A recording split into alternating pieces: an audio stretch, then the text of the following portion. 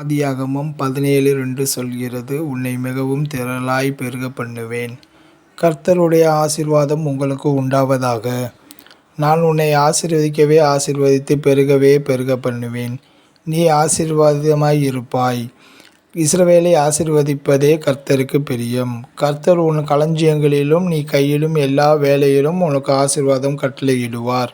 உன் தேவனாய கர்த்தர் உனக்கு கொடுக்கும் தேசத்திலே உன்னை ஆசீர்வதிப்பார். நான் உன்னை பெரிய ஜாதியாக்கி உன்னை ஆசீர்வதித்து உன் பேரை பெருமைப்படுத்துவேன். நீ ஆசீர்வாதமாய் இருப்பாய். கர்த்தர் உயர வானத்திலிருந்து உண்டாகும் ஆசீர்வாதங்களினாலும் கீழே ஆழத்தில் உண்டாகும் ஆசீர்வாதங்களினாலும் ஸ்தானங்களுக்கும் கற்பங்களுக்கும் உரிய ஆசீர்வாதங்களினாலும் உன்னை ஆசீர்வதிப்பார். கர்த்தர் உன் களஞ்சியங்களினாலும் நீ கையிலும் எல்லா வேலையிலும் உனக்கு ஆசீர்வாதம் கட்டளையிடுவார். உன் தேவனாய கர்த்தர் உனக்கு கொடுக்கும் தேசத்தில் உன்னை ஆசீர்வதிப்பார்.